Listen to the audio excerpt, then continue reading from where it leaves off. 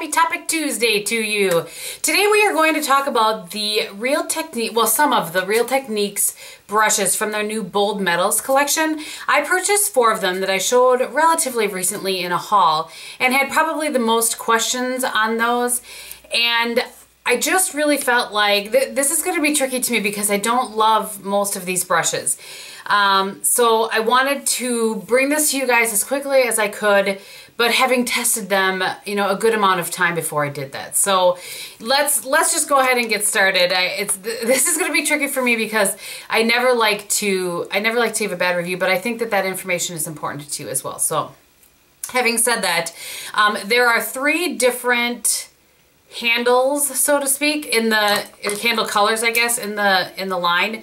There is a rose gold, a platinum, and then a gold.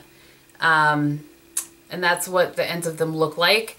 They are all in this sort of squared area. So I watched their video on it originally before I purchased these, and it's to stop them from rolling, you know, when you set them down.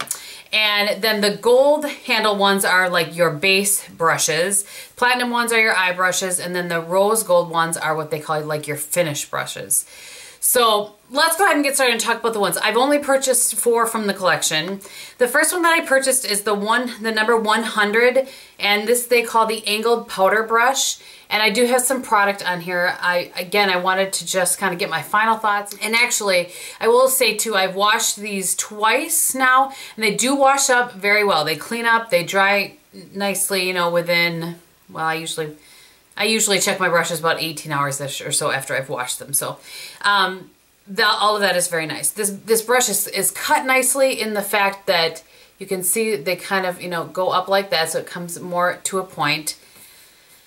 That is all nice. Super soft, really, really soft. And I believe these are nylon bristles. I'm not 100% on that. I checked Ulta's website and I couldn't find the information, but I believe that I read that somewhere. And I threw the boxes out because, well, I did. So, all right.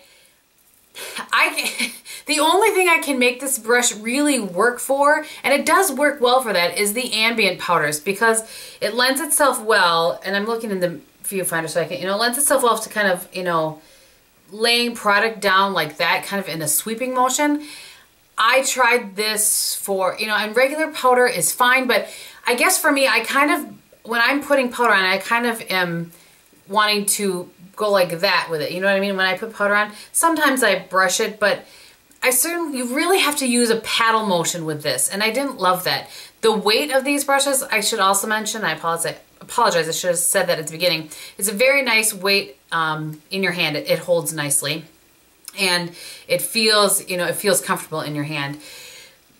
But I just couldn't find a way to really use this, like I said, aside from the ambient powders. This brush sells for $25.99, which is just a little bit on the high side for, you know, something that is generally sold like at Ulta and that sort of thing. And I understand the reasoning behind it. Like I said, I watched their video.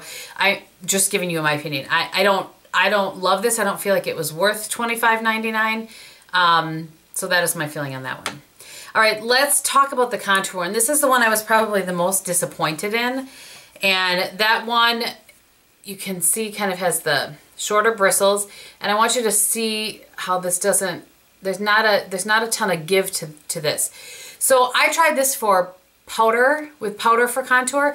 I tried it with my Illamasqua Hollow Pigment, you know, that cream product for contour. I can place product down with it very well. It helps to get a really, you know, like precise placement, but you can't blend with it. It's very stiff, and I just can't get it to blend into my skin and not look like I have a racing stripe on the side of my face. So I don't like this one as well.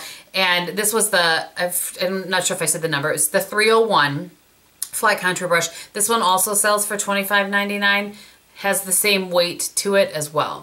So don't love that one. Then about 2 eye brushes. This one is the 200 oval brush. And to give you a comparison, let me just grab a MAC 217. That's how big it is compared to a MAC 217. And again, really stiff, just very, very stiff. And I tried it with like the only thing I could get it to work really well for was to lay down like a cream base. And I'm not sure exactly what their intent was with this one, but it will do that and blend it out nicely. But if you try to use this with a powder product, it just moves everything around. And that was the same thing with this. This moved my foundation. It doesn't blend. It's so stiff that it just moved things around. And this is the same thing when I tried to use this with any sort of powder product, or even like to kind of stamp my product in or blend it. It just is so stiff that there's no blendability with this brush at all. I really was disappointed with these. The one that I did like, however, and this is the one that I don't know if I don't have the boxes for these, so I'm not sure that I can return these. I'm really disappointed though. I wish that I could.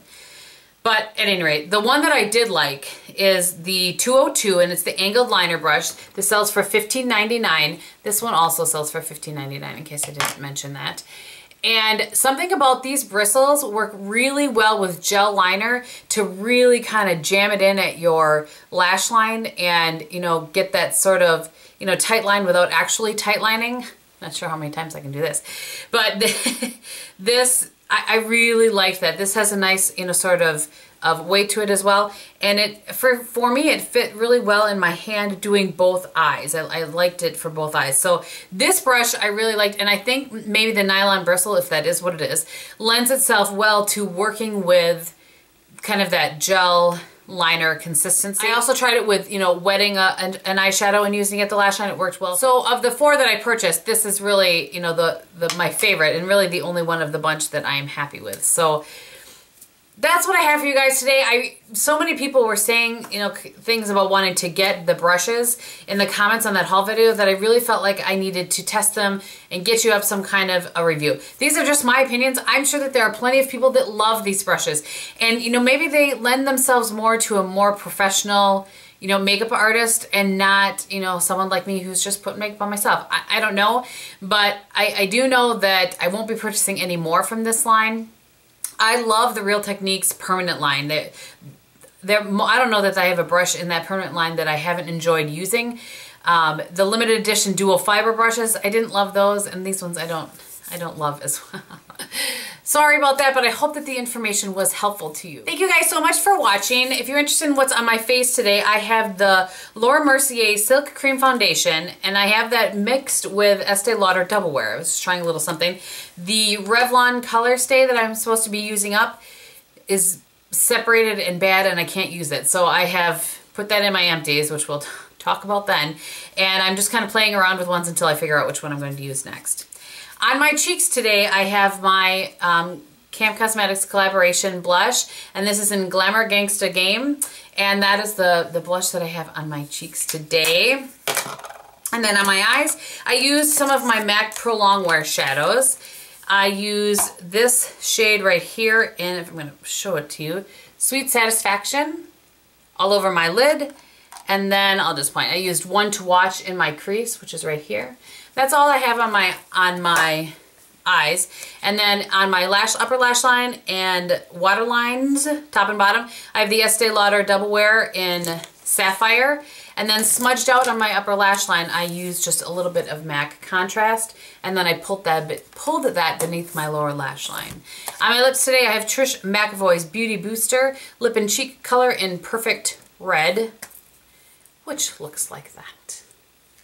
All right, thank you again for watching. I hope that you're having a great day, and I will talk to you very soon. Bye.